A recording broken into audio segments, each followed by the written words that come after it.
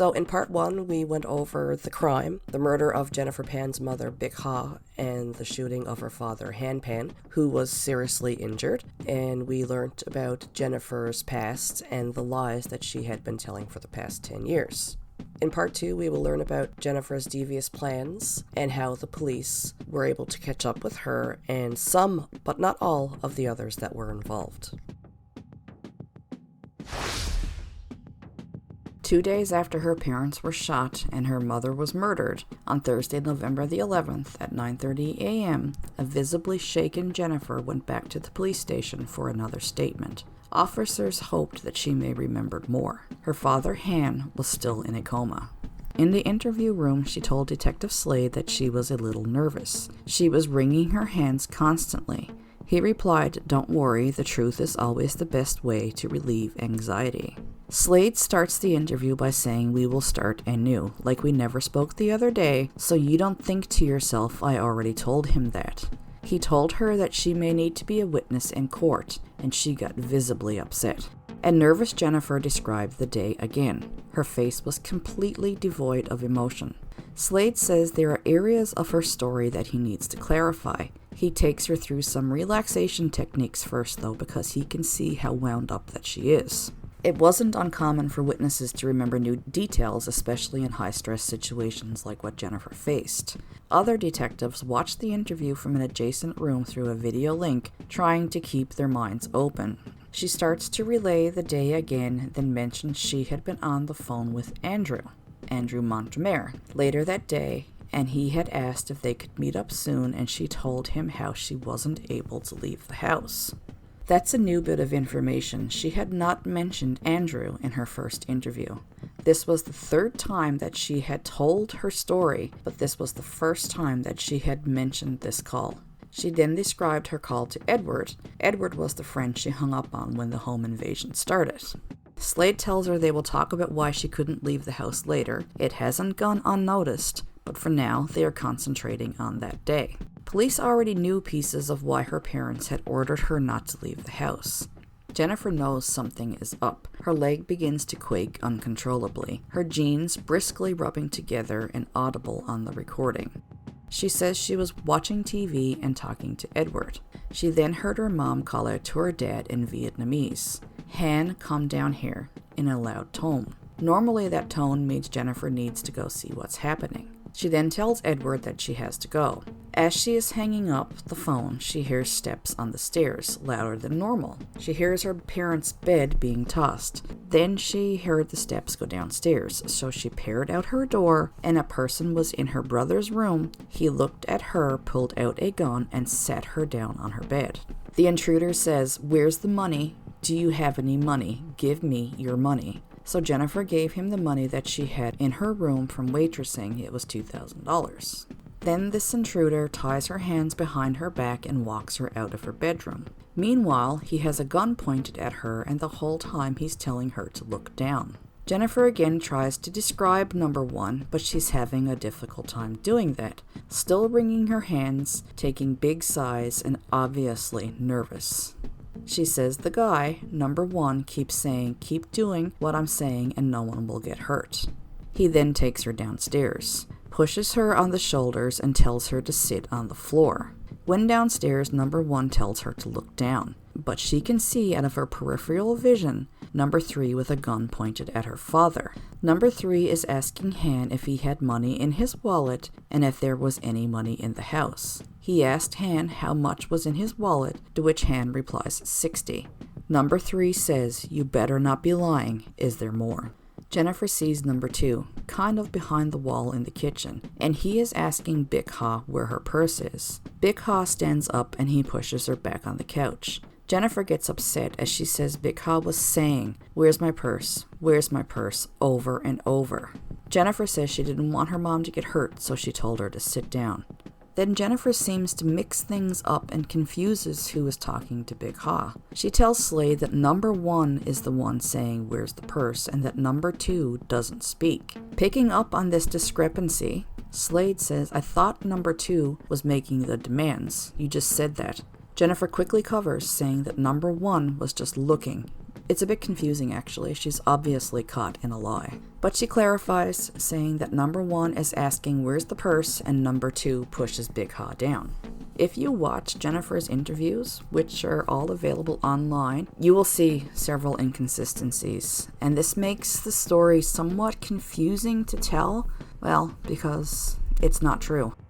Meanwhile, while the intruders are terrorizing Han and Big Ha for their money, they are muttering, if you cooperate, no one will get hurt. Once Han tells them his $60 is in his pants upstairs, number 1 drags Jennifer up to her feet and takes her upstairs, saying, you are going to show me where your father's wallet is. Number 1 takes Jennifer to her parents' bedroom. Number 2 has also gone upstairs. She can see that the room is turned upside down. Number 1 then tells her to sit by the banister, and he ties her arm to it.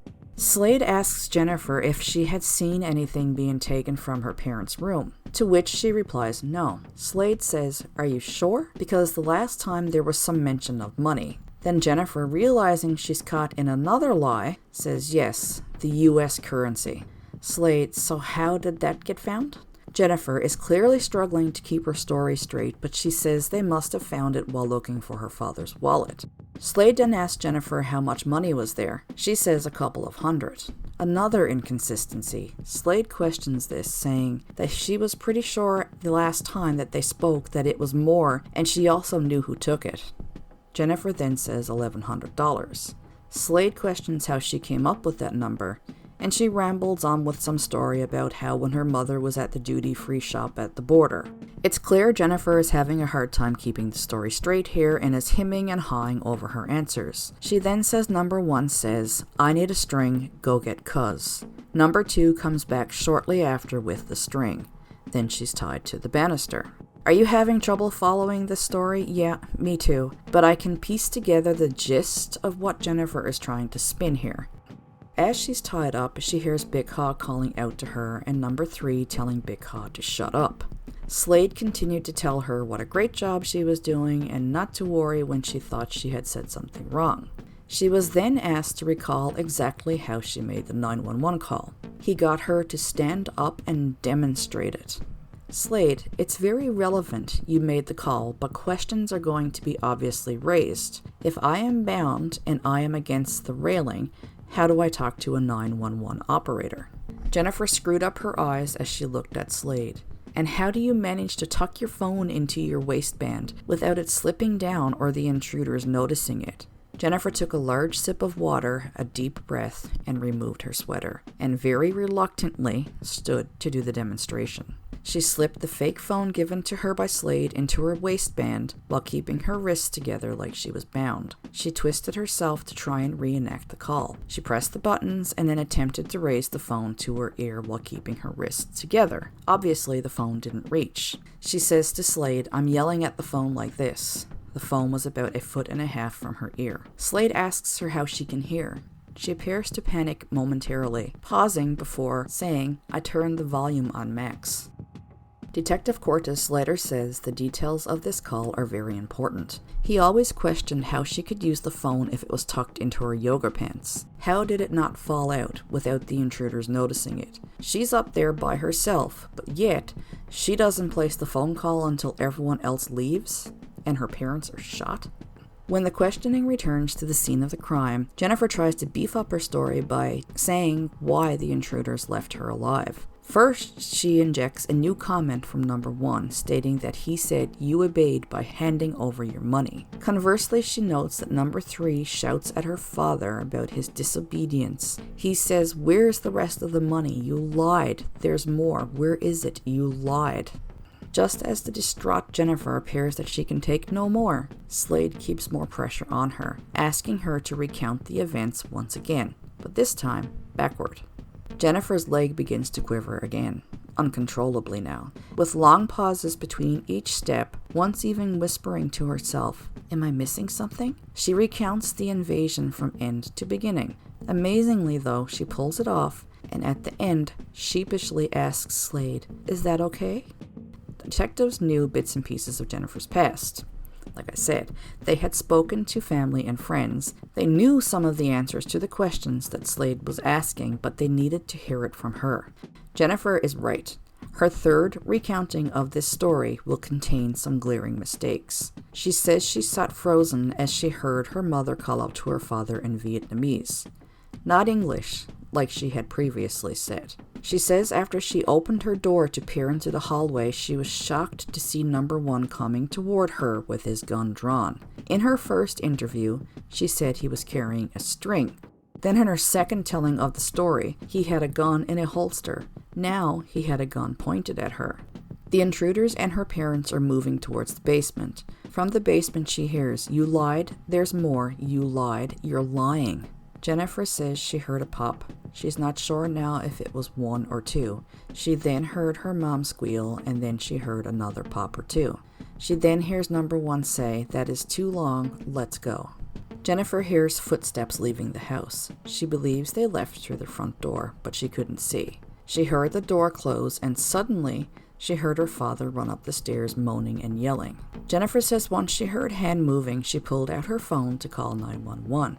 She says she heard Han go out yelling on the street while she's calling for him, but he never came back in.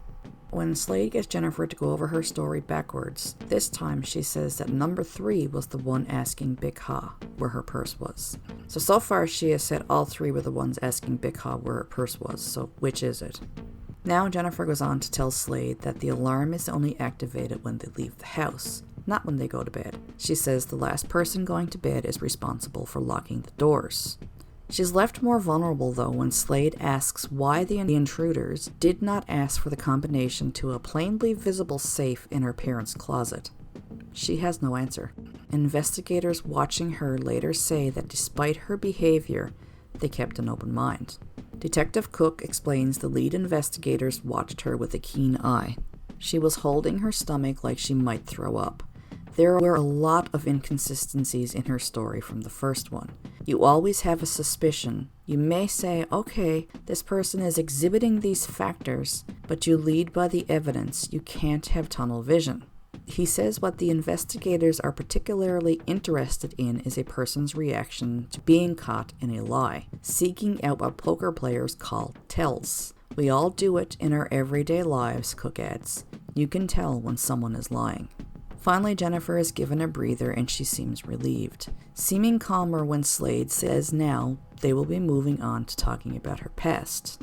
The shift in her behavior is actually quite dramatic. She's relaxed now, and she begins to tell her story of her past and her relationship with Daniel. Jennifer tells Slade about the school trip to Europe and how Daniel had helped her. She says that they were just friends at first, but over time they became boyfriend and girlfriend. She says they didn't see each other very much because she wasn't allowed to have a boyfriend, and it was her father who was against her having a boyfriend. And her mother, Big Ha, just took a back seat to Han's opinion. She admits that she still has feelings for Daniel as the questioning shifts to the uglier parts of her past.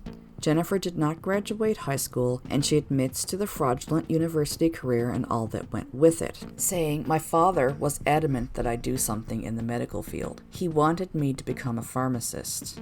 "What do you do for the next few years?" Slade asks, seemingly shocked by the extent of her deceit.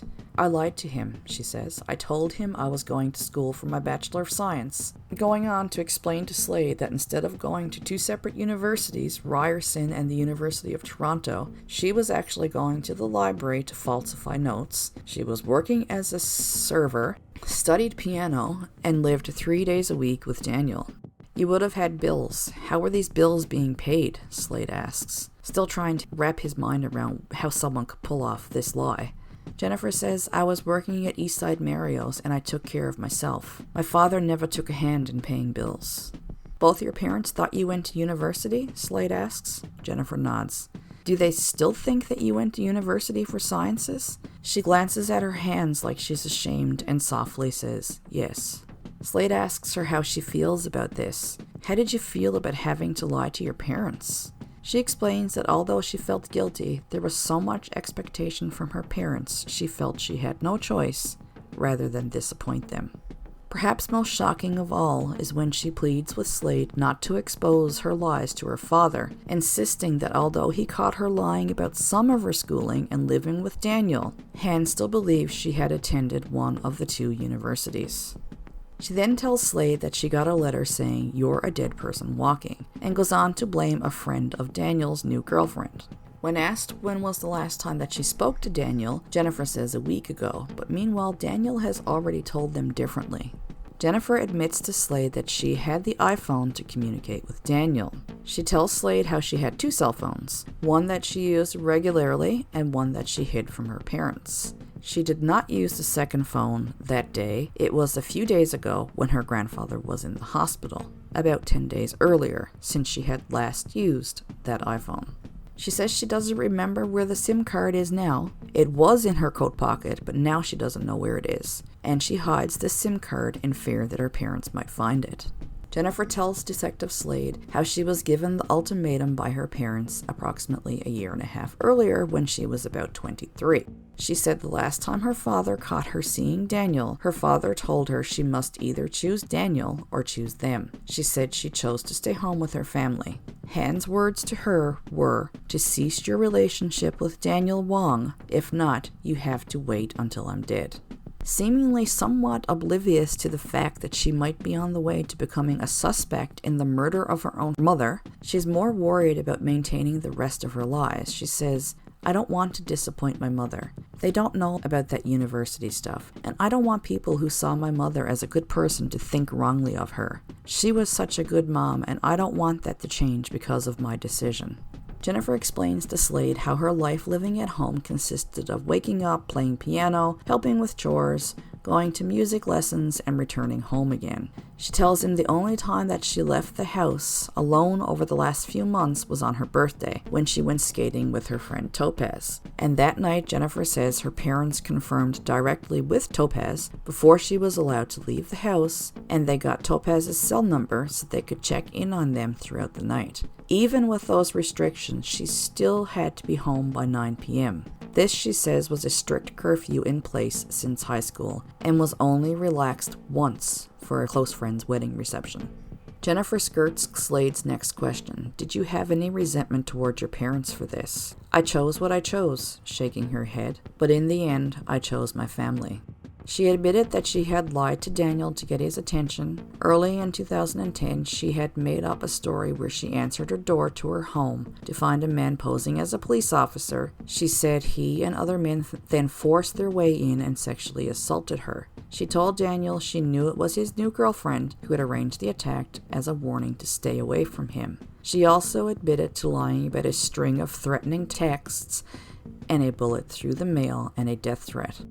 By the end of Jennifer's second interview with Slade, he told her he was grateful she had been honest, to which she replied, "There is one other thing. We were getting private phone calls at my house as well. I never told my brother because he was at school. When we picked up, they would always hang up.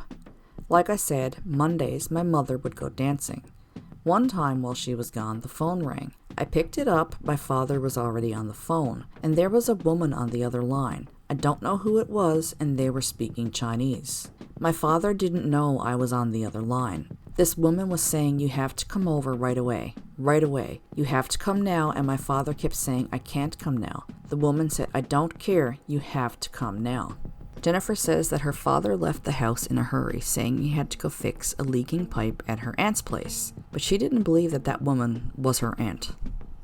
After this, Slade leaves the room, and Jennifer starts to breathe heavily. She gets up and starts pacing. After about 25 minutes, another officer walks in and offers to take Jennifer to the bathroom.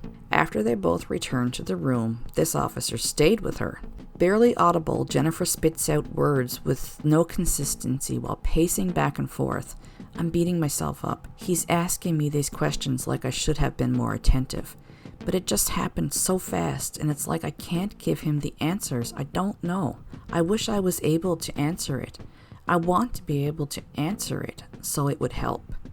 Jennifer turned to the officer and asked, "Have they been able to find out anything? Do they have any leads or suspects? Does anyone know where the car went after?" She didn't get an answer. Jennifer whispered to herself and started rocking. After nearly 30 minutes, Detective Slade returns. He attempts to relax her by telling her that her emotions are survivor's guilt and something she'll have to work through with therapy, and it's going to be a long road. And then he gets down to business, something that the other investigators have been long encouraging him to do. So you're telling me that you had no involvement in what happened. You had no involvement in any type of illegal activity that would have drawn attention to you. Bad people come to your house looking for large sums of money. You're not involved in this in any which way. Choosing not to speak, Jennifer shakes her head, her bottom lip quivering. Because the question obviously stands, Jennifer. You're upstairs, they're downstairs. So it's a natural concern.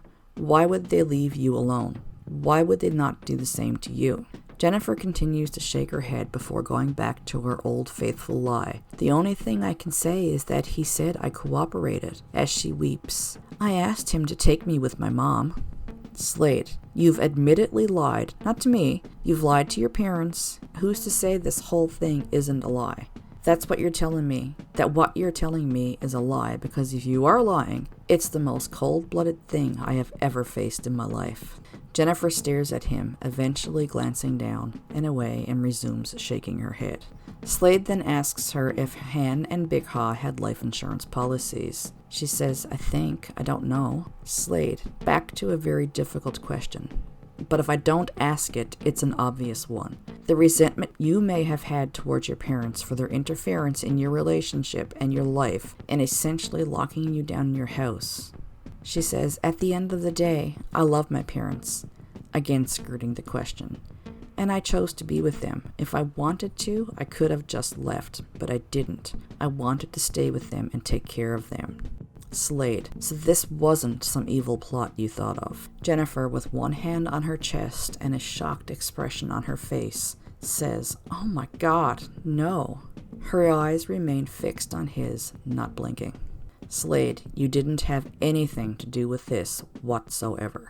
No, she says.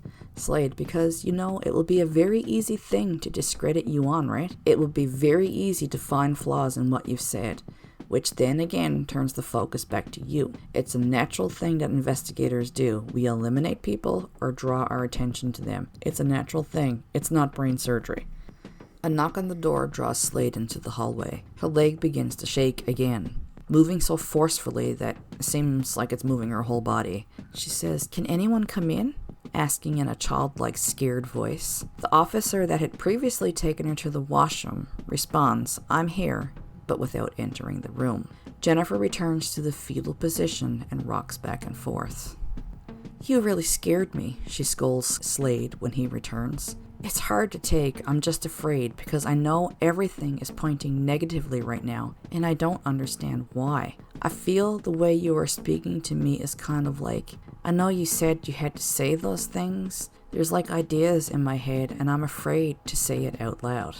Slade, the fact that you lied to your parents over a long period of time, that is disturbing. At times, we have to point the finger, provoke you, and see what you're going to do and how you're going to respond. It's only a question, and it's been answered. And if you've been truthful, you have nothing to fear. After a moment, he asks, is there anything in your account that you would like to change? Jennifer says, now I feel like I've said something wrong. Slade, could you be lying to me? Jennifer, I can't. Slade, why? Jennifer, because you're scaring me. Slade tries to reassure her again. In a case that makes no sense, he says, there may be the only sense we get of the investigation that strange things happen. Right now, there are no fingers being directed at anyone. You're our only link until your dad is able to be spoken to. You're our link to this case.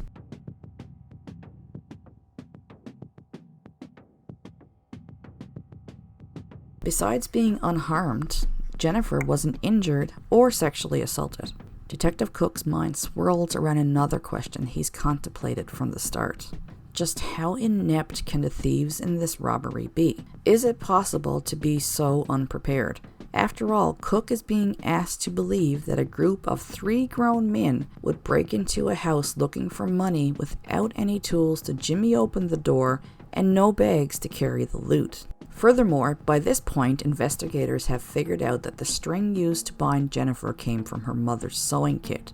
The men didn't even have duct tape or rope to tie up victims. What did they leave the house with, he asks. They have almost nothing. But this is not all. His suspicions about what led criminals to the home in the first place persist. They aren't even business owners. They're nobodies. Why choose this house? That's what kept running through his head. After her second interview, Jennifer dutifully went to visit her father in the hospital with her brother Felix. She was chased by reporters through the hospital car park. Felix shielded her from the press. She covered her face under the hood of her jacket, but was photographed when she had to look up to see where she was going. The following day, on November the 12th, 2010, Han woke up from a 3-day induced coma. Doctors were unable to remove the bullet fragments from his face, and he was facing a long recovery from a shattered neck bone, but the emotional recovery would take much longer. He remembered what had happened instantly and relived the shock of losing his wife. His brother sat by his bedside and told him about all the things that had been happening the last 3 days. The first thing he told Han was that while he was in a coma, Big Ha's father had passed away. Then his brother told him about Jennifer borrowing some change and making a phone call from a payphone, pretending that her phone was dead. Jennifer's family knew that she was lying. After allowing him to talk to his brother briefly, detectives interviewed Han. It was of the utmost importance to interview him as soon as possible, especially since Han remembered every single thing about that night. Jennifer was not allowed to see or speak to her father until detectives were finished interviewing him. Detectives found a broken man, physically and emotionally. Han was propped up in bed, almost unable to speak, having to breathe through a mouthpiece. His face was swollen from his injuries. Han: my neck was painful. My eyes were droopy because I was shot in the face. My neck bone shattered, he later tells the court. The two investigators begin questioning Han about what he can remember from that night. Han tells him that 2 black men and 1 white man broke into his home. They were tall, each about 6 feet tall, and they were wearing turtlenecks, possibly. After repeating his descriptions, Han suffers through what must be the most excruciating conversation of his life. He revealed to police that while he and Big Ha were being terrorized under the threat of gunfire, his daughter, Jennifer, was comfortable and freely moving around the house. It is after this lengthy discussion that Han says to them it is very important that they catch those who are responsible. As Han stares into the eyes of the interviewers, it is this comment that sticks with them long after. Han says, "Use your police tactics to find out who did this." An unspoken accusation that everybody in the room understands. Han revealed disturbing memories etched in his mind from the home invasion. He recalled that while one of the men was moving Jennifer, he saw his daughter chatting softly with him, like a friend. He revealed that during the time that he and Big Ha were being threatened with guns and led away, Jennifer's arms were not tied behind her back. They talked at length about Jennifer's odd behavior. They talked about her past and all of her lies. The officers knew that Han believed his daughter had something to hide. Han then said that he didn't want to see his daughter, and Jennifer was told not to visit him. Even though the family had to wait to see Han properly, their happiness at his recovery was extreme, and they were ready to help him through his grief and recovery. Jennifer, however, she sought out the hospital therapist, having a breakdown about how all of this was affecting her. She did not appear to be grieving her mother, and she showed no concern for her father. She was more worried about how she was being portrayed in the media.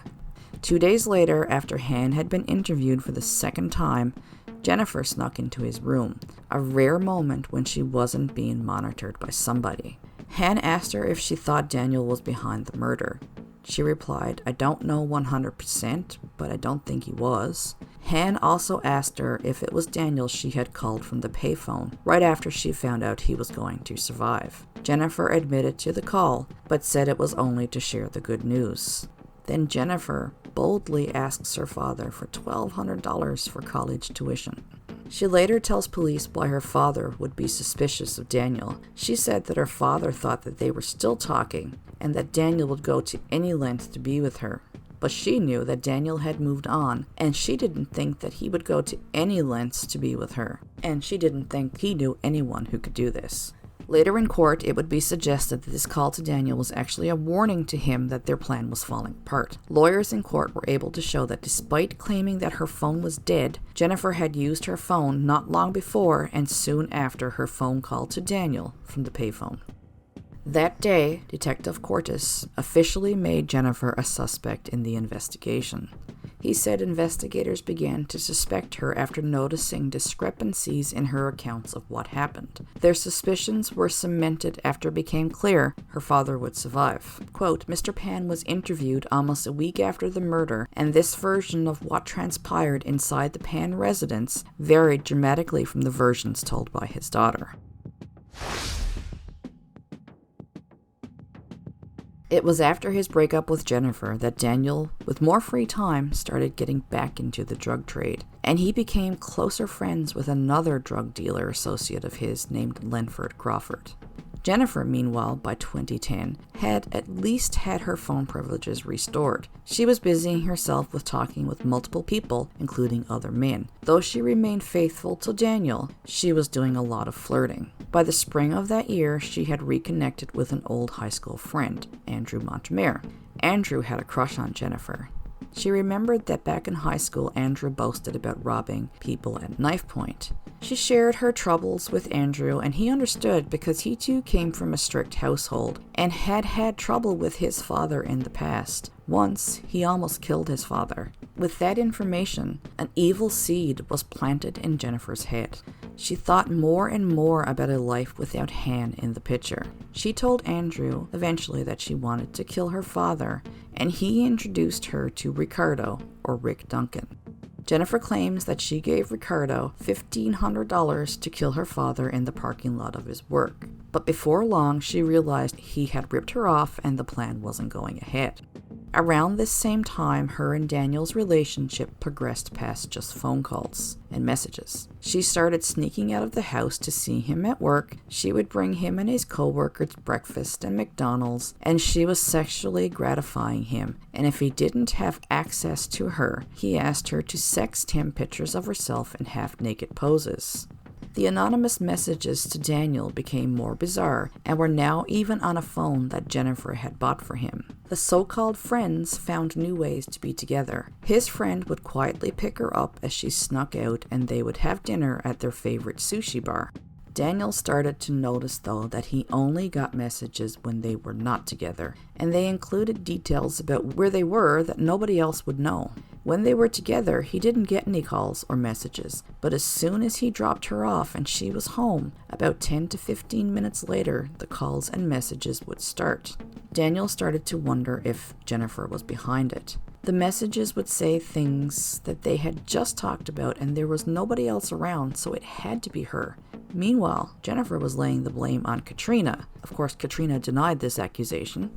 Before long, Jennifer and Daniel hatched a plan to kill her parents. According to the police, they came up with a plan to hire a professional hitman for $10,000 to kill her parents, calculating that she would then inherit $500,000 from her parents' life insurance. Jennifer probably thought that her and Daniel would live happily ever after, but much to her disappointment, Daniel still told her that he did not want to be with her. He was doing this only to help her. The planning took months, and not once during this time did she stop to reconsider what she was doing. She meticulously planned the murder of her parents. Daniel introduced Jennifer to his buddy, Lenford Crawford, his drug associate, who he called Homeboy. He gave Jennifer a SIM card and an iPhone so that she could contact Crawford without using her usual cell phone. Over a series of texts, Jennifer agreed to pay Homeboy $10,000 out of her eventual inheritance. Lenford Crawford contacted another man named Eric Sean Sniper Carty, who in turn contacted Montreal-born David Mavaganum. Lenford Crawford prepared by scoping out her neighborhood on Halloween of 2010. On November the 8th, he texted her, "After work, okay? Will be game time."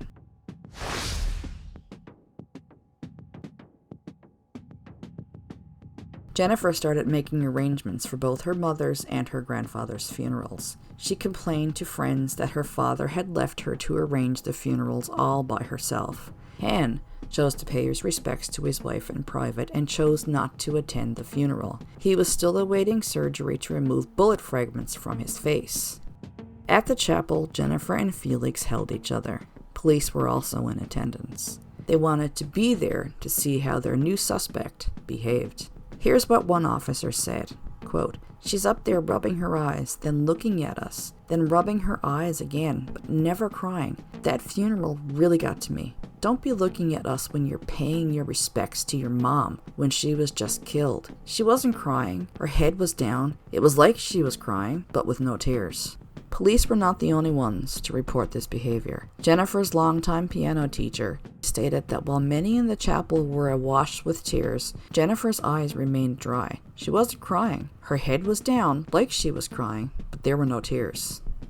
When the funeral was over, Jennifer's family became vocal over their confusion over her behavior. She was confronted by her uncle, who remembered seeing her a few months ago at a Tim Hortons coffee shop with a black male. Jennifer just brushed it off. It is Han's family who are the most suspicious. Jennifer's uncle confronts her and even threatens to call police on her. He wants her to go and speak to the investigators, knowing that police do want her back in for another interview, but she resists under the pretense of planning her mother's funeral as well as her grandfather's funeral. This uncle even tells police that Jennifer told him at one point that she was able to survive the home invasion because the attackers told her that they liked her. Jennifer moaned and complained how she had to make it on her own after Felix returned to school. Again, just showing how tactless she was. On November 17th, surgeons were able to remove some of the fragments from Han's face, seal them in a bag, and send them off to a forensic lab for testing.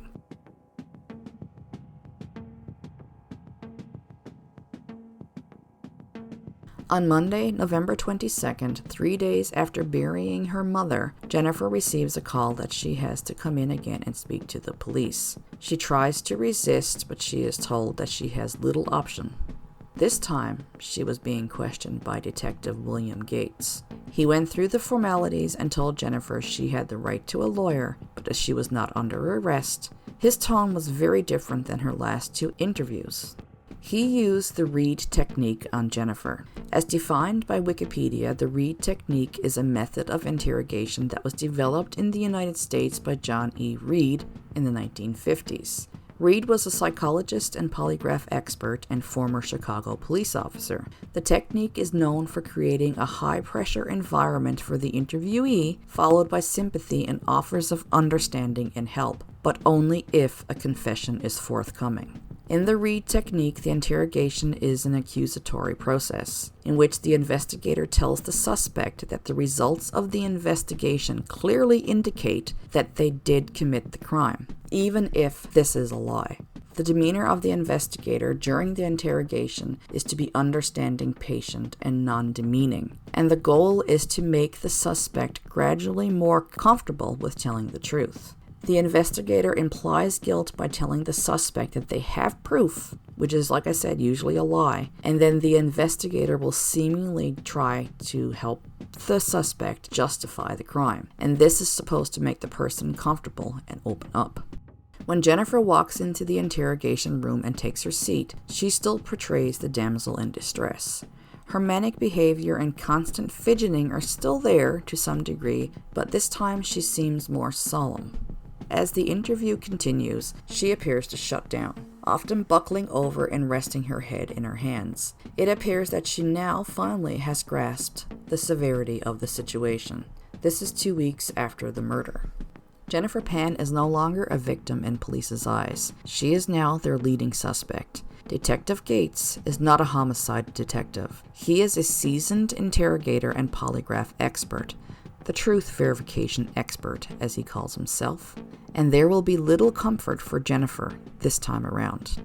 Gates is cold and calculating from the get-go. He clearly means business, and he is in no mood for Jennifer's manipulative tendencies. He strikes an unsympathetic figure, and his interview will contain a series of outright lies as part of the Reed technique. He asks if she knows why they're there today. Jennifer says, "To discuss stuff?" "Regarding what?" he asks her bluntly. After a short pause, she stares at the floor, purses her lips, and says about what happened at my home. She then looks up to see his expression, but quickly bows her head. As a result of that home invasion, your father Han was actually shot. As a result of that home invasion, your mother Big Ha was actually killed. Is that correct? With her eyes closed and head down, she nods. Gates says, "You'll have to speak up." "Sorry, yes," she replies softly, wiping her eyes. This time, no tissue is offered. As the interview progresses, Jennifer's answers are muffled by her sobbing each time her mother is mentioned, but Gates offers no comfort. According to Gates, he is not only an expert at detecting deception, he is an expert at coaxing information out of those who will try to deceive the police. He spends the next 2 hours gaining Jennifer's trust, and then he is going to turn the tables on her and use it against her. After his initial bluntness, he changes his tactic and easily sits back in his chair and focuses the conversation solely on Jennifer. He begins by asking about her love of piano, her love of figure skating, and her friends. Almost immediately, Jennifer changes to a happier disposition. He does his best to keep the interview light and breezy, many times laughing with her as he talks about her life. Part of the read technique is sharing information with the suspect to come to gain their trust and get them talking. So he shares with Jennifer his past with playing piano. He purposefully calls a piano piece by the wrong name and gets a smile out of her. He then asks her, jokingly, if she switched jobs from East Side Mario's to Boston Pizza to get better tips. Again, he gets a smile. The conversation focuses not only on her achievements, but also her struggles, as if she's reminiscing with someone who really understands what she's been through. The scheduled existence that she claims to have suffered through as a child and a teenager takes center stage. She remarks how little time there was for anything besides school, skating, and piano lessons. Her parents constantly compared her to her classmates, teammates, and cousins. She tells Detective Gates that she was under so much pressure during her teenage years that she was compelled or felt forced to forge her high school grades to mask her average marks, turning them into exceptional ones.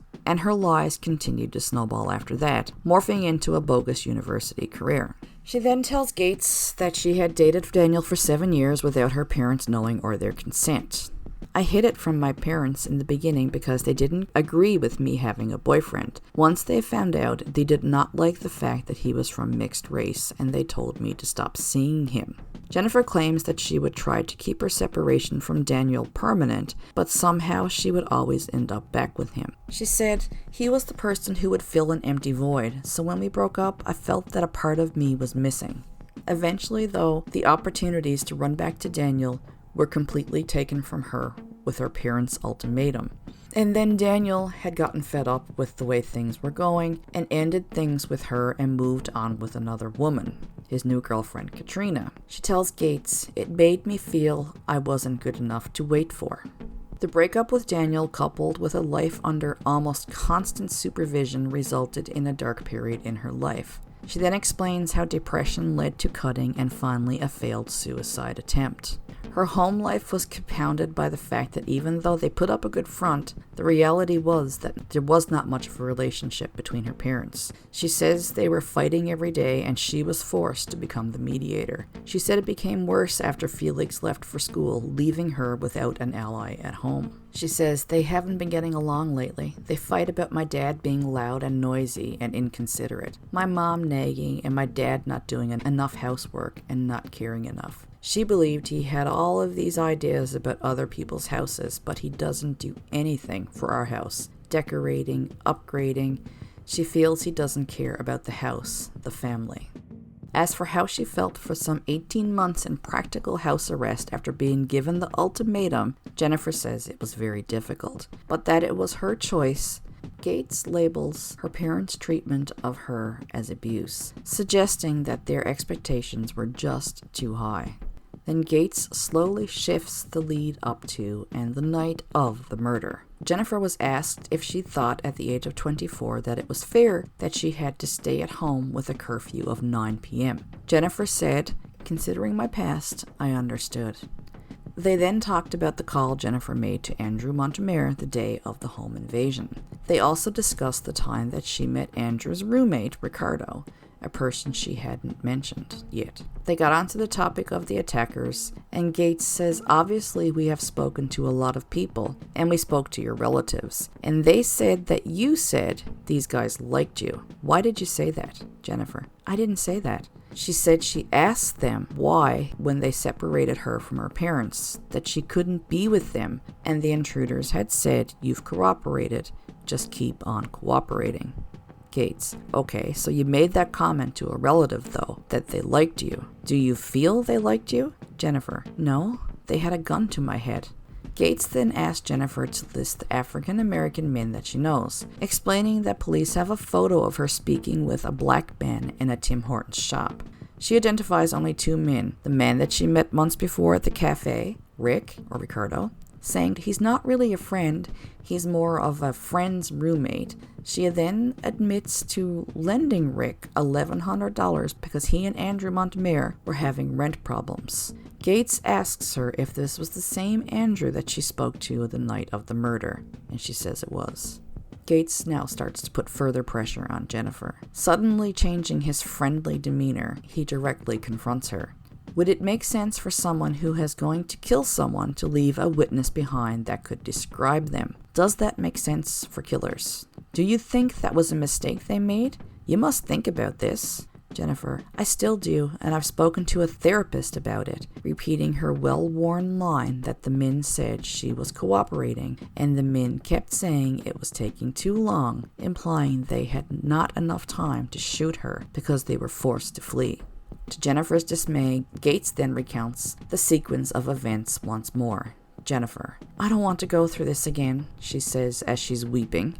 Gates went over Jennifer's previous statements and clarified some things, asking her much finer details than she had ever previously been asked, to which she struggled to answer. He scrutinized the evening and the moments before the home invasion, and Jennifer became visibly upset and struggled to get any words out.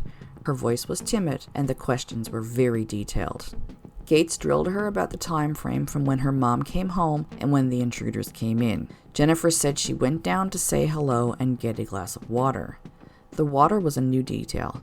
He asked her where she got the water from, and he asked her if at any time when she was downstairs had she checked to see if the house was secure. She said no, that's what the last person that goes to bed does. He asked her specifically if she checked the front door. She said no. Almost 2 hours into the interview, Detective Gates stepped out of the room. By this point, Jennifer was completely bent over with her face in her hands. She was whimpering and breathing deeply. When Detective Gates walked back into the room, he asks her to list the denominations of the bills of the $2,500 she handed over to number 1. How long was the cash in her night table? How big was the stack? These probing questions continue until Gates enters the next phase of the interview. Gates: in my experience as a police officer, no matter what the case is, people make mistakes. As in, they don't always tell the truth. They may tell some of the truth, but they don't always tell all of the truth. You're well aware of what half-truths mean, right? Withholding information is not telling the truth. It is purposeful deception. Then he goes full hog at her. He tells her that he had personally written out every word, every syllable of her 2 previous statements, and he told her that he was trained to detect when someone was speaking in a style that differs from their usual style of speaking and don't even know that they are doing it. He says, we have computer programs. We feed everything into a computer and it analyzes everything a person has said. It will tell us where the areas of deception are, areas of concern, and areas that are flat out not truthful. You came back with a result that's not possible. Of course, this is a lie.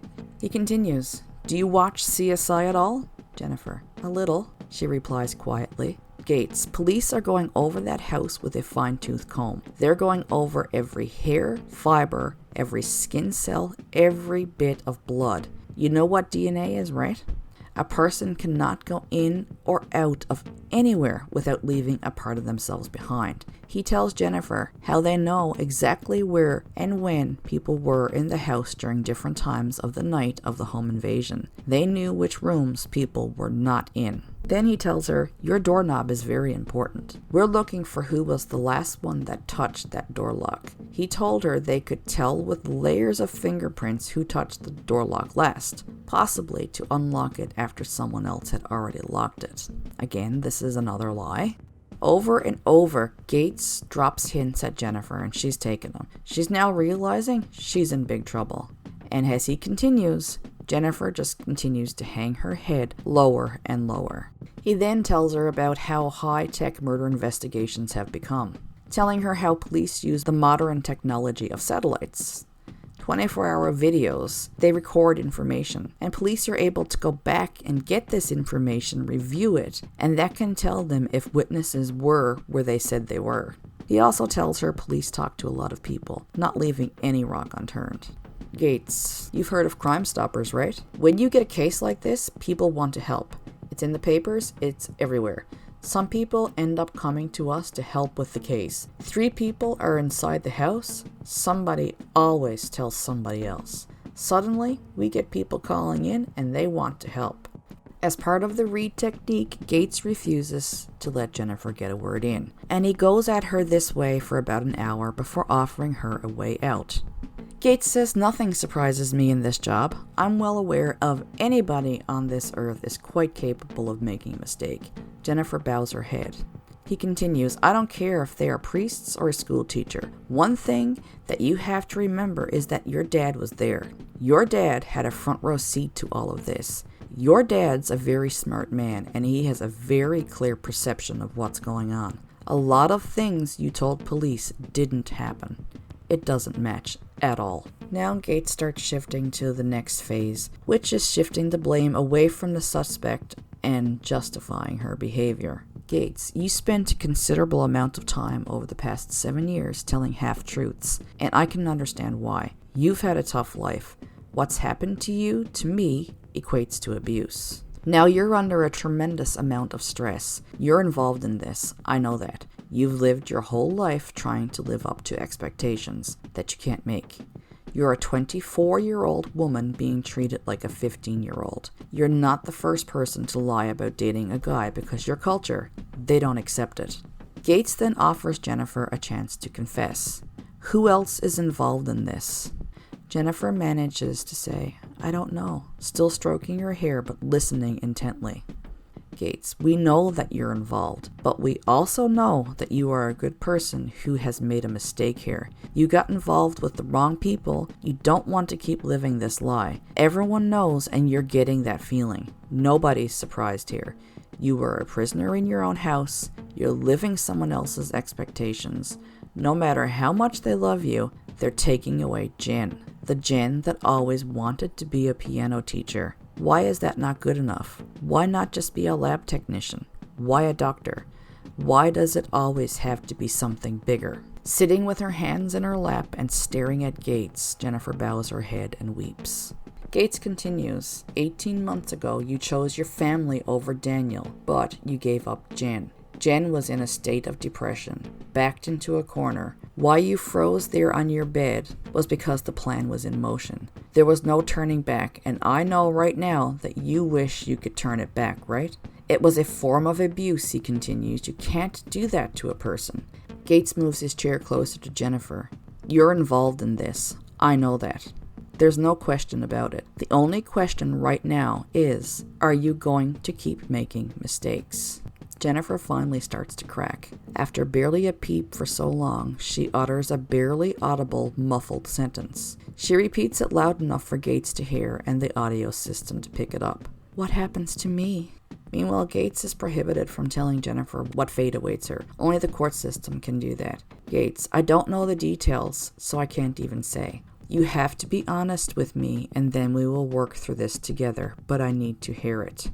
Jennifer finally cracks and tells her new version of events. Jennifer, I wanted it to stop. Gates, I know you did, but once they came in, you couldn't stop it, could you? Jennifer, I don't know who they were. Are you sorry for what happened? Gates asks. Do you wish you could take it back? Jennifer, with her head clenched tightly between her knees, finally says yes. Gates, leaning forward in his chair, thinks he's finally getting somewhere.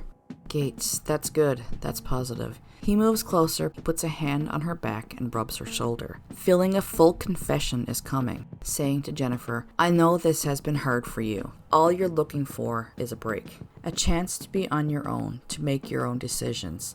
How did it start? What was your plan? We know you were involved from the start. Just moments later, she finally takes the plunge.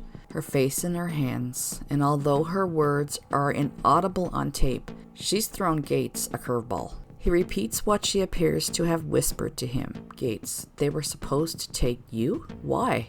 They weren't supposed to take the whole family out? Jennifer, no, just me, because I didn't want to be here anymore. I'm such a disappointment. Gates, it wasn't supposed to be Mom? Is that what you're telling me? What about your dad?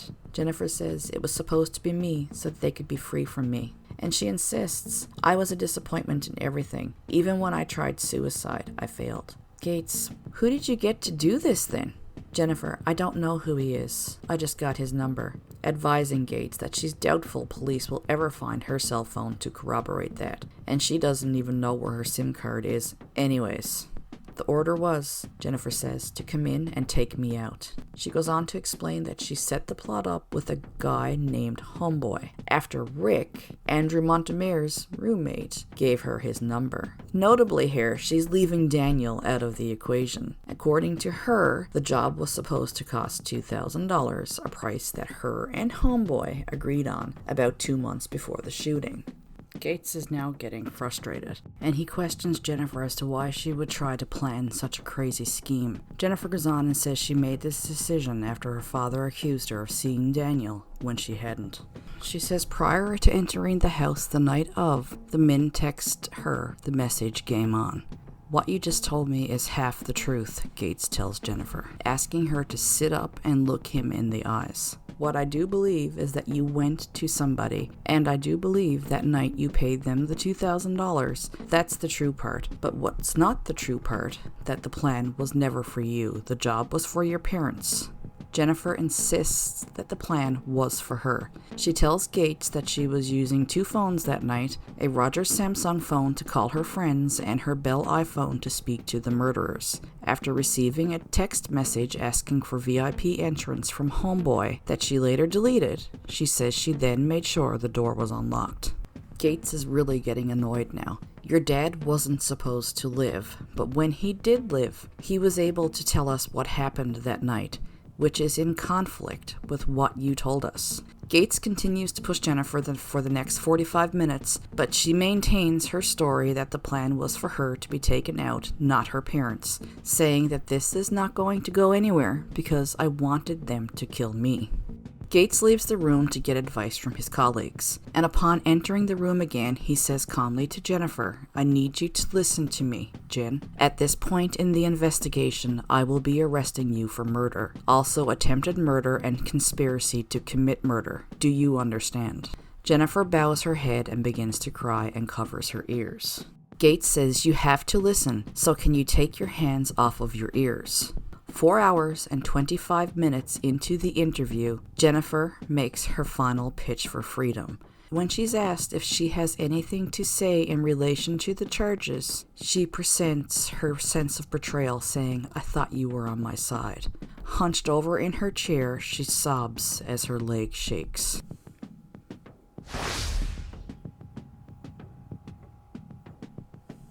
Jennifer was the one in the house who helped her mother with the bills. She knew the extent of their finances. When her parents died, she would be set to inherit $500,000. Her and Daniel could set up a house together and live a normal life.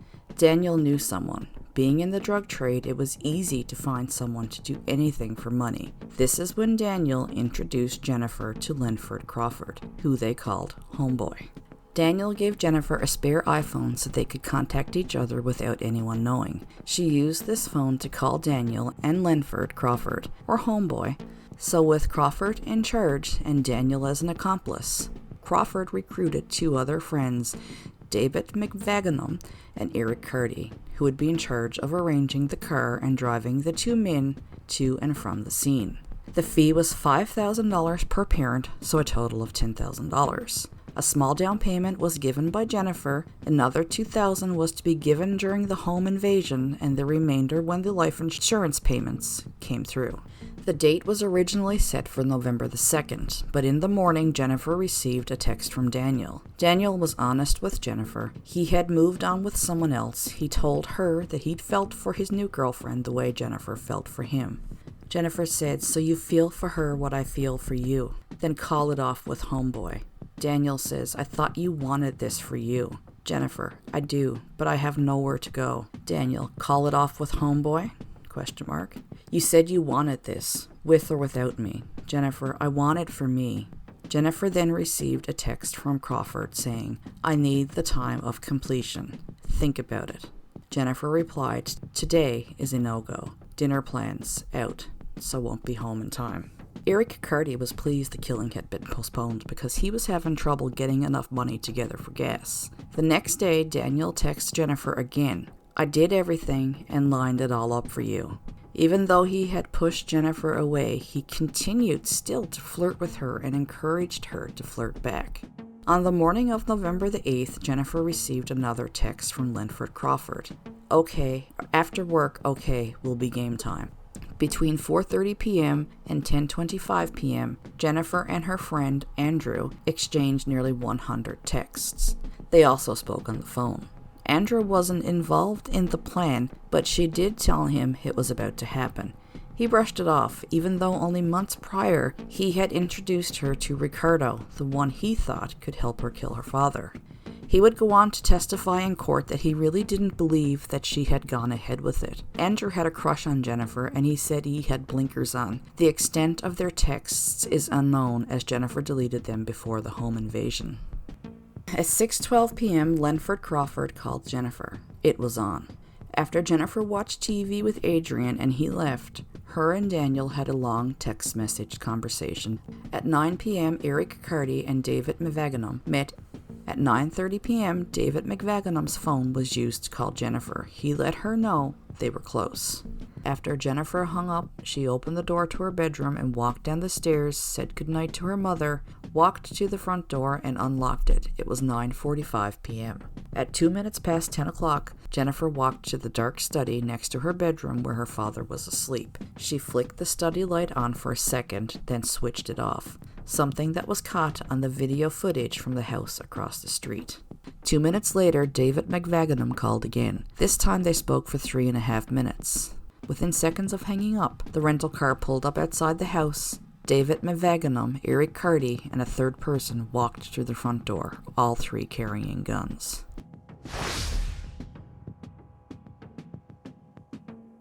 The day after Jennifer's arrest, police held a second press conference, citing a continuing investigation. They provided few details about the arrest of Jennifer or the potential motive, but confirmed the investigation moved in a new direction when Han woke up from his coma and provided an account of events that differed greatly from Jennifer's. Detective Cook from the investigation team later said he knew something was up from the very beginning. He always knew that she was part of it, saying that you don't break into a house, shoot and kill 2 people, and then leave a witness tied up. I mean, they tied her up. It's not like she hid from them. She's tied up, but yet other people are subject to being shot, yet not this person? Why not? It goes against everything we know. It just doesn't make sense.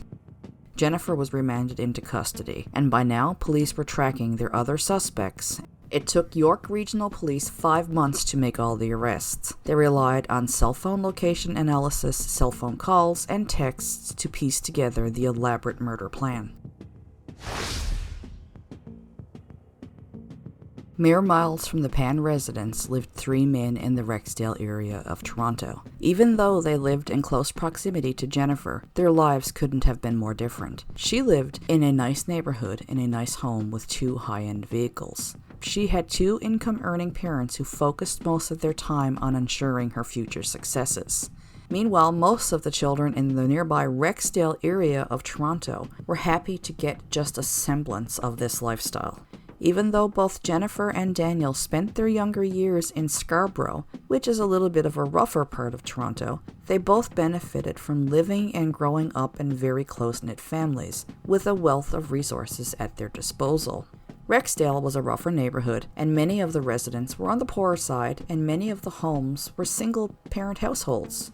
Eric Carty spent much of his childhood growing up in apartment buildings along Kipling Avenue. He was the eldest of 6 children, and he was a good student until about grade 10. His track coach was shocked to hear that Eric had turned to a life of crime.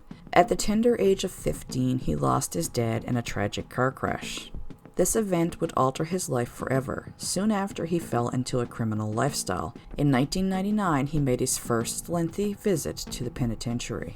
Convicted of carrying a prohibited weapon and discharging a firearm to endanger life, and he was sentenced to 5 years in prison. The incident earned him the nickname Sniper. When he was released, his behavior didn't improve. Instead, it actually escalated and it became a lifestyle. One of Eric's closest friends and associates in the marijuana trade was Lenford Crawford. Lenford wasn't from Canada, he was from Kingston, Jamaica. Not long after he was born, his father was sponsored to come to Canada and he left his young family behind. Lenford's father later married his sponsor and had 3 children with her, settling in Vancouver, BC, Canada. Lenford was described as a quiet boy who was never afraid to lend a hand, and he was a good student. In 1994, Lenford's mother sent him to Canada to live with his father, hoping that he would get a better education. To her, that was her mistake. She says the village in the countryside where they lived in Jamaica had few negative things to influence Lenford. He wasn't introduced to the street life until he moved to Vancouver with his father. Soon after, Lenford was in trouble with police after getting involved in drugs. His mother knew that she too had to make her way to Canada. She was reunited with her son in 1999. His stepfather helped him to get work, and Lenford also went to school for mechanics, I believe, and also started working as a mechanic in the city. He then got a good-paying factory job. It is unclear how Daniel Wong and Lenford Crawford met, but some say it was through their respective love of cars, and possibly from his time as a mechanic. By all accounts, by age 27, Lenford was doing well at his job. He owned his own car, and he had a girlfriend and a young son. He moved to the city of Brampton, just outside of Toronto, and wanting to make a little extra cash, he started selling pot. It's unclear how he met Eric, but some say it was through the drug trade. He said he knew Eric long enough to have met his entire family and referred to Eric as family. Another of Eric's good friends from Rexdale was David McVaganum. David was born in Montreal to a Sri Lankan father and a Jamaican mother. He eventually split his time with his father in Quebec and his mother in Toronto. He grew up near Eric Carty, and as he grew up, he got involved in criminal activity. He was involved in selling guns, but he managed to stay out of trouble with the law. Lenford eventually introduced Daniel and Eric to each other, which led to a newfound partnership between the 3. Daniel was already well versed in being a small-time drug dealer, but this new relationship opened up more clientele and more money. On November 23, 2010, at 3 o'clock in the afternoon, television crews, newspaper reporters, and radio journalists, all with microphones in hand, crowded into the York Police Headquarters in Newmarket to find out the latest on the Pan home invasion and murder case. During the press conference, Chief Labarge, who had only 2 short weeks earlier told reporters the Pans were attacked for absolutely no particular reason, alters the public's view of the investigation with one statement. We had nothing to indicate what the motive was. That changed. When the first press conference took place 2 weeks earlier, Han Pan was in no way, shape, or form prepared to be interviewed by investigators. Detective Sergeant Larry Wilson admits that it was after interviewing Han that the focus of the investigation began to shift to the victim's daughter, 24-year-old Jennifer, although police do remain tight-lipped about the possible motives. Han Pan is now the key person and is providing police with a new description of the men being sought, indicating to everyone that Jennifer lied in her initial description of the intruders. Police report that Jennifer Pan had been arrested and charged with first-degree murder. Obviously, that means that police believe some planning and deliberation occurred between her and the shooters. After Jennifer's arrest, police attention shifts then to the others involved. Now described by Han as a black male, 20 to 25, 6 feet 2 inches tall with a muscular build. Another black man, 22 to 25, between 6 feet and 6 feet 2 inches tall with a skinnier build, and a white male, 20 to 25, 6 feet tall with a heavier build and a round face. News of Jennifer's arrest is broadcast on news channels across the city, province, and country, and it's an unwelcome development for the others involved in the crime. For police, Jennifer's arrest is the easy part. Now the real work begins trying to find the men who were in the tinted-windowed, late-model Acura that zoomed away from the Pan residence at 10:30 p.m. on November the 8th. 2 days after Jennifer's arrest on November 25th, detectives Cortis and Cook receive a snapshot from the call box on Jennifer's Bell iPhone. The first thing they discover as they scan the information it provides is that Daniel was deceitful with them. Despite the fact that he told Detective Milligan he hadn't spoken with Jennifer on November the 8th, he had actually engaged in 36 text messages and 14 calls with her. In addition, there were numerous suspicious calls and texts that day to and from other numbers. But not your typical phone numbers that are registered to named individuals with contracts. These numbers were from prepaid phones or burners. Detective Al Cook says that on top of having no forensic evidence from the crime scene, most of the phones in this case were assigned to people who didn't exist. It very quickly became a phone case, and it was very frustrating. Everybody had a phone or 2 or 3 phones in different names. Investigators initially focused on the last 4 numbers to contact Jennifer on her iPhone before the murder. A call that came in at 6:12 p.m. on November the 8th draws their particular attention. This number includes the digits 8 and 5 and has a Toronto area code, just as Jennifer told them homeboys did. But at that point, police aren't sure what part of Jennifer's statement they can actually believe. Another call came in at 8:16 p.m. and lasted 28 seconds, and yet another at 9:34 p.m. This one lasted 1 minute and 42 seconds. The last call was received at 10:05 p.m. This call lasted for 3 minutes and 23 seconds. The home invasion occurred 5 minutes after this call ended at 10:13 p.m. The corresponding tower information attached to these phones was requested immediately by police in the form of a warrant. But because it can take up to 30 days to receive that information, police decided in the meantime to take a chance and call the numbers. All but one number let the calls ring. The only number where they got an answer is the one that called Jennifer at 8:16 p.m. on the night of the murder. The phone, of course, is registered under a bogus name. The real owner turns out to be Demetrius Maples.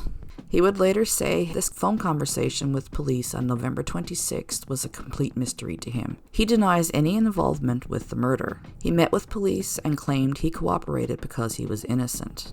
Detective David MacDonald, meanwhile, had an even harder time while trying to reach the owner of the investigation's target, the one that called 6 minutes before entry. But no one answers, so he throws a Hail Mary and leaves a voicemail. "Hello, it's the police. Please call me back as soon as possible." He doesn't get a response. The phone goes silent from then on, but police are far from done with it. The following day, the police attempt another long shot and drive out to Brampton to knock on the door of an address listed on the phone. This phone is listed under the name of Peter Robinson. But an elderly man answers, completely bewildered as to why police are there. It was a false address and name.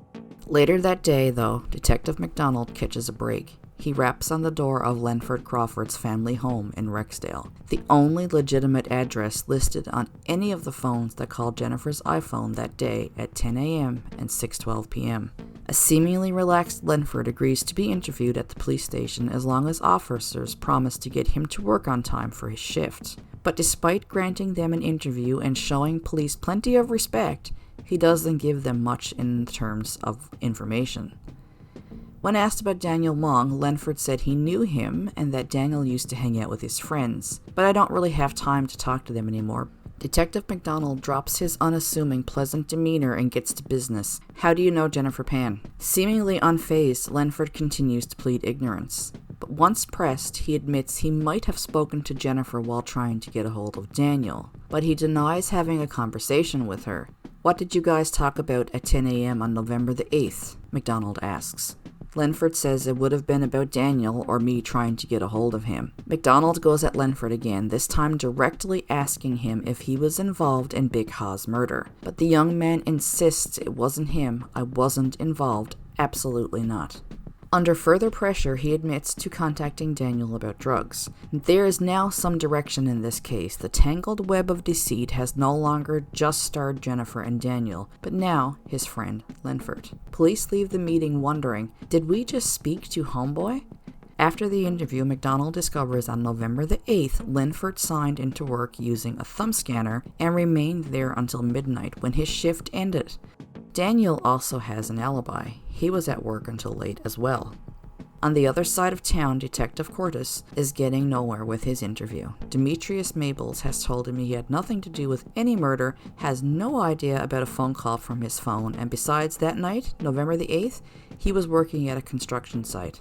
The investigators keep searching, thumbing through the series of phone numbers until they come across one that is contained in Jennifer's Rogers Samsung phone. On November 29th, Cook sits down with Andrew Montemare. I didn't talk to Jennifer on November 8th, Andrew begins in his police interview, but his denials won't do him any good. Slapping a stack of documents on the table in front of the frightened man, Cook tells him, "These are all the text messages. This is for November the 8th. All these pages," he says. "How do you explain that if you didn't talk to her that day, you're texting her all of these pages? This is the day her mother was shot and killed, and you're texting her at that time. That concerns me, Andrew."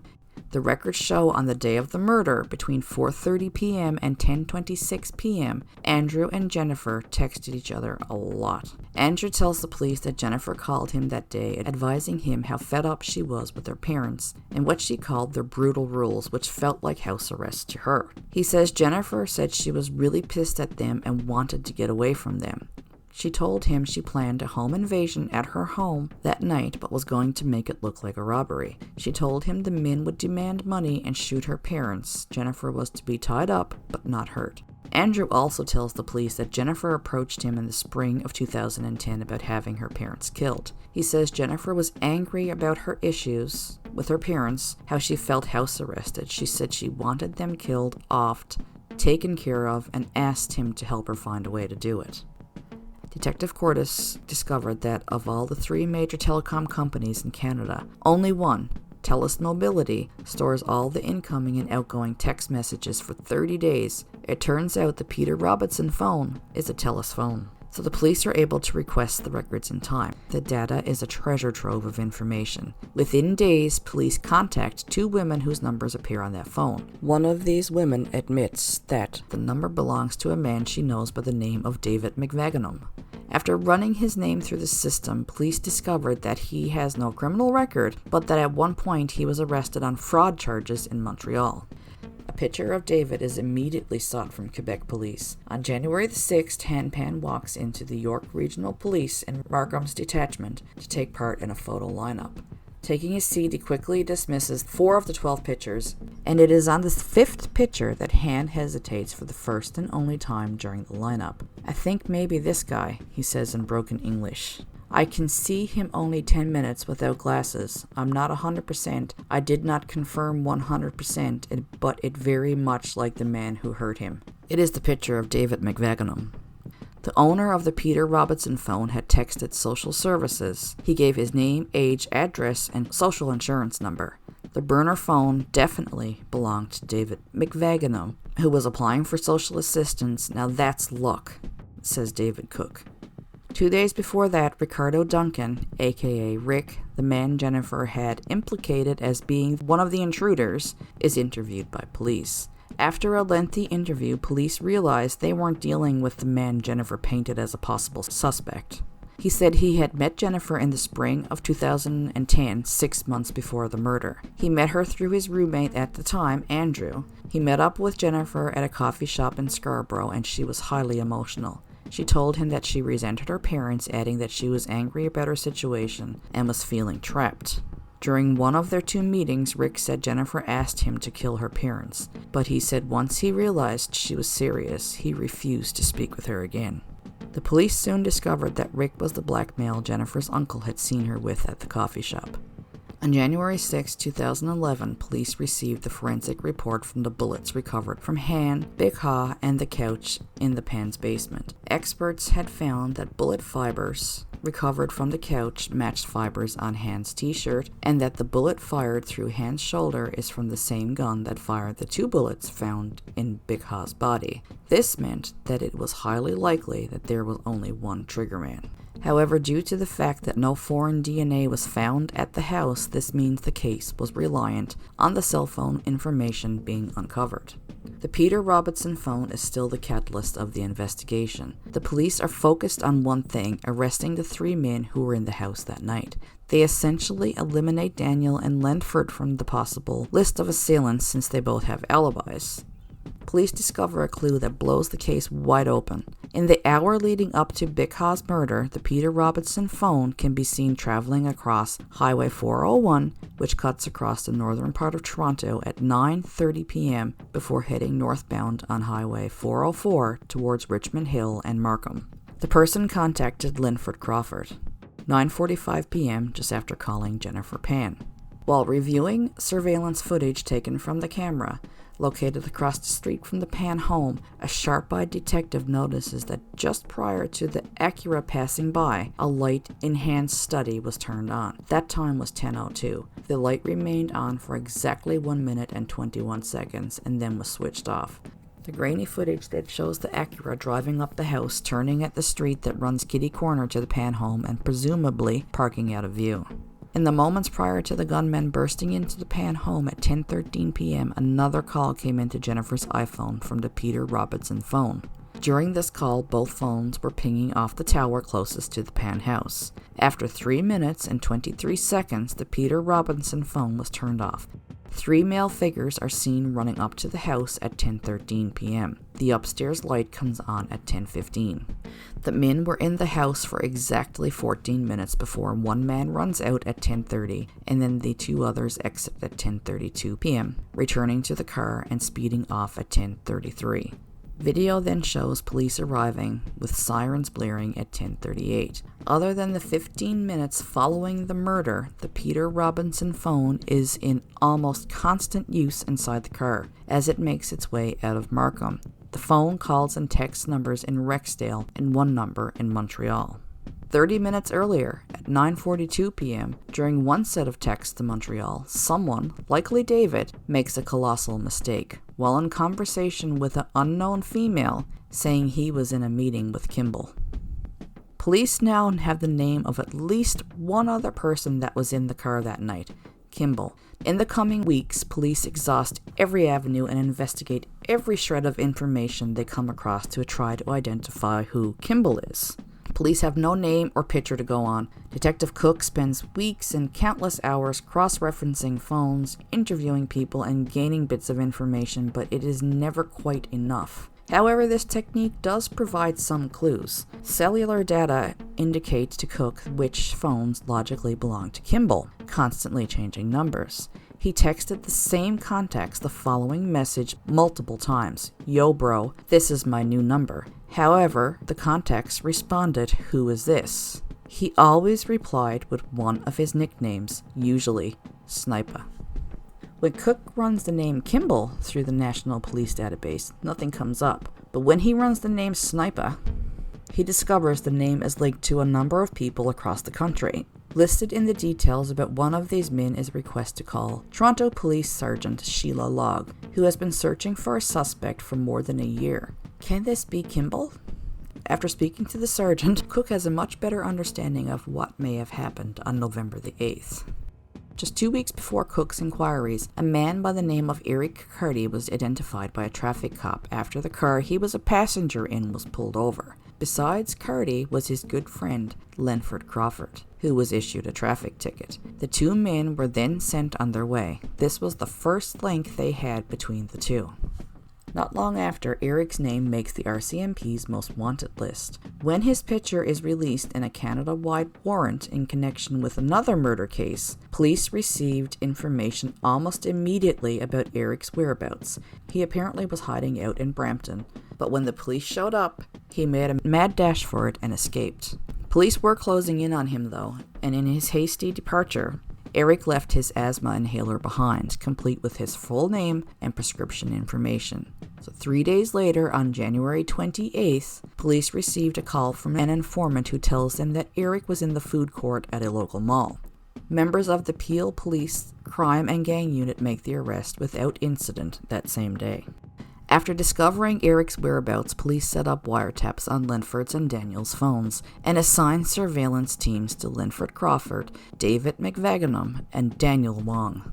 Once the taps are in place, Daniel is summoned to one last interview. Detective Cordes gets some chatter off the wires the night before this interview. Daniel and Linford have a phone conversation. Daniel, unwittingly, almost makes a costly blunder, but a street-savvy Linford stops him cold, reminding him the phones aren't safe.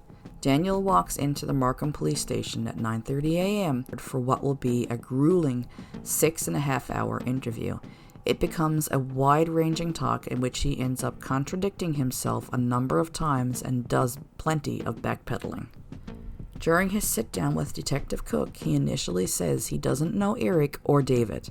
When he's shown pictures of the two men, Daniel, seeming relaxed and chuckled, makes a joke, but then says that the pictures on the table are indeed Linford's friends. He'd seen those guys before. He's not sure if he's seen them at the mechanic shop sometime, but to find out more, Daniel tells Cook he'll have to ask Linford. Daniel eventually comes around and admits during his interview that Jennifer Pan did ask him to kill her parents, but he told her he wanted nothing to do with it. He ventures a guess that she must have gotten Linford's number from him, adding that maybe he even told her to give him a call.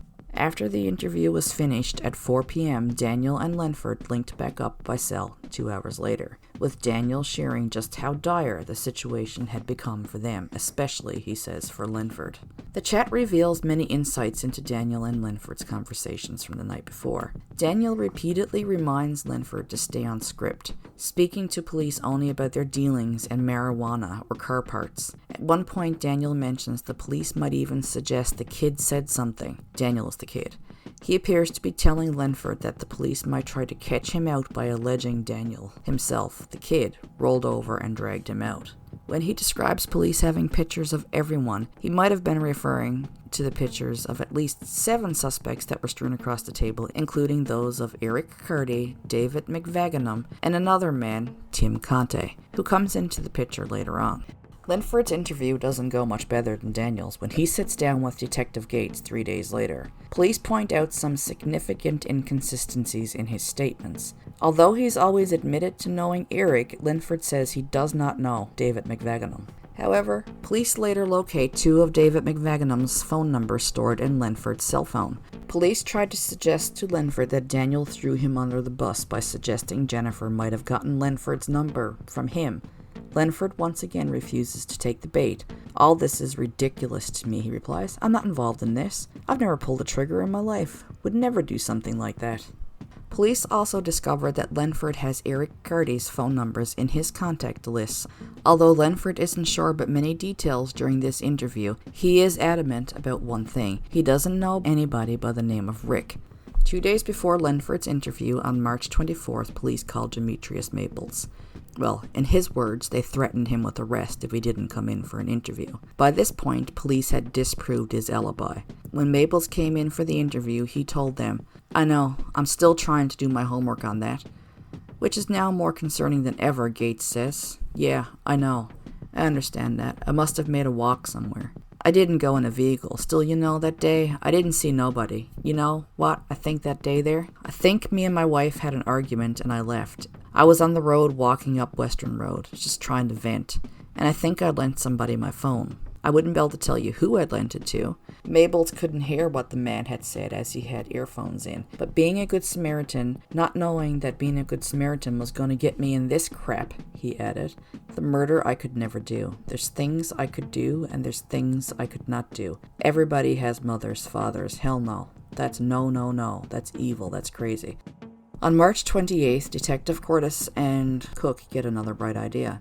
Although it may seem like a long shot, it ends up working. Cook visits Jennifer Pan in jail.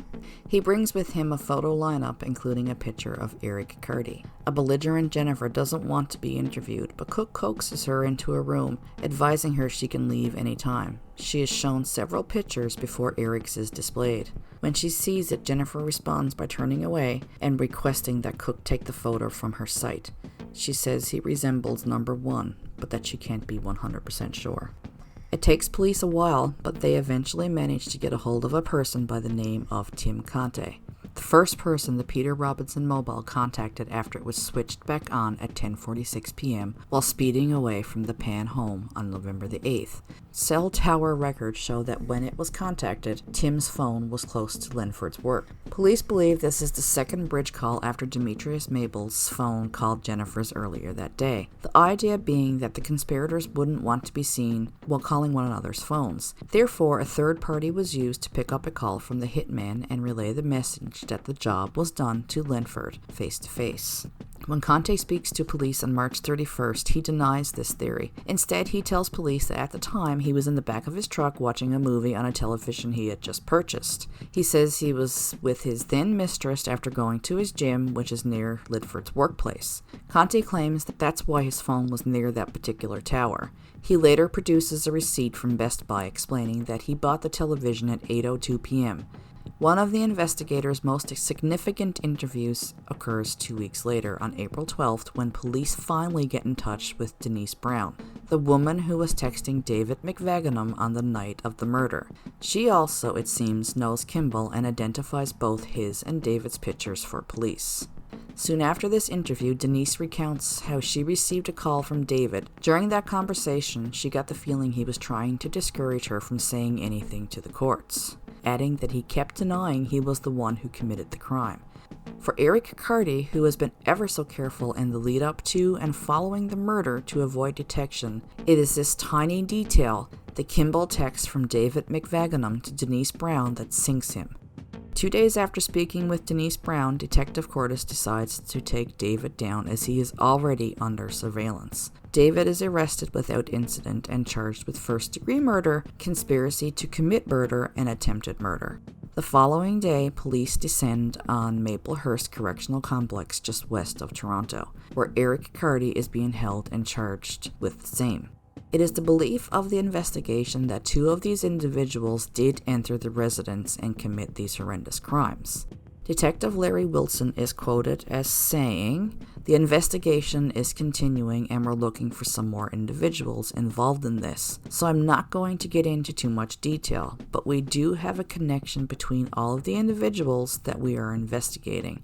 On April 17th at 1:44 p.m., an unknown male calls Linford on behalf of Daniel. Linford says in the text that he heard a couple of mans got in trouble down there. The heat is now firmly on them. After getting the cell tower records for Linford's and Daniel's phones on April 26, Detective Cordes has his curiosity piqued by the 2 men's movements in the hour following the press conference announcing Jennifer Pan's arrest. Surveillance teams that have been watching Linford for weeks report his movements as routine, largely involving travel to and from his family home or his girlfriend's place. However, phone data showed that after Jennifer's arrest, Linford drove east a mere 6 hours after the press conference, just after midnight on November 23rd. Eric called Linford. This call sparked action. Records revealed that when Linford finished his shift at midnight, he ventured to Mississauga before heading to Daniel's house in Ajax. When he arrived around 2 a.m., his phone and Daniel's phone were in the same location for about 40 minutes. About 12 hours later, phone records showed Linford went back to Ajax at 2:23 p.m. Daniel's phone was using the same tower. Then just before 11 p.m., Linford's phone was in London, Ontario. Lawyers openly wonder later why Linford drove to Ajax after the press conference for an emergency meeting. For what? To discuss a wrinkle in the plans? Namely, Jennifer's arrest? Would Jennifer give them up? Who was next? Who would pay them now that there would be no insurance money? Daniel Wong is arrested at work in front of his colleagues at Boston Pizza on April 26, 2011. He's charged with first-degree murder, conspiracy to commit murder, and attempted murder. A call between the same unknown male and Linford Crawford occurs immediately after Daniel's arrest, and tells him how Daniel got arrested. The unknown male in the call soon becomes central after Cordes notices that Lenford also called him 2 hours after Big Ha's murder. It is soon discovered that this man also acted as a bridge between Lenford and Daniel. When police eventually call this number, they speak to a man by the name of Jeffrey Fu. Fu walked into the police station on May 1st, 2011. During a 5-hour interview with Detective McDonald, Jeffrey eventually comes clean. He's a close friend of Daniel's from his paintballing days and a drug associate of both Daniel and Lenford. He says although he can't remember the exact day, at one point around November the 8th, he got a call from Lenford saying, "Tell the kid everything's okay." He later relayed that message to the kid, Daniel. Neither man ever asked him to relay messages before that night and never after. When Jeffrey is finally told the messages he was passing back and forth between the men is in relation to the murder of Big Ha, the mother of his good friend Daniel's ex-girlfriend, that's all over the news, his face loses all expression and goes completely white. The story Jeffrey tells police matches Lenford's phone records. Jeffrey admits to police that at some point after the murder, some men came to Ajax to collect a debt from Daniel that was still owed by Jennifer. Daniel told Jennifer at the time that one of the men had a gun and had threatened him. Jeffrey says he was paid a visit by Lenford soon after Daniel was threatened, at which point Daniel asked him to front Lenford some weed in order to take care of Lenford's boys. Investigators discovered that one of Eric's phones was also in Ajax on November 23rd, and that he had a girlfriend in London. When Daniel's and Eric's phones are cross-referenced, police find evidence that the pair were working together in the drug trade at certain points. Prosecutors later surmised that the man with the gun doing the threatening, the man that was one of Lenford's boys, is likely Eric Carty demanding money for the hit from Daniel Wong. Considering Jennifer was arrested and was in no position to pony up when Lenford drove to London, prosecutors later charged he was likely delivering the fronted weed to Eric, who was resting with his girlfriend. Lenford is arrested on May 4th as he smokes a joint in his girlfriend's Brampton driveway. He's charged with first-degree murder, conspiracy to commit murder, and attempted murder. Although police end the final press release with the phrase, "Police expect to make more arrests," so far no further charges have been laid in this case, to this day. Although there was plenty of talk about the potential to charge others in the crime, or even present the evidence against them in court, much of which surrounds one man in particular, prosecutors decide against it. This will mean that at least one man in the house that night, possibly the trigger man, remains unidentified in this case. Thank you for taking the time to listen to part 2 of the Jennifer Pan story, and please check back to listen to part 3.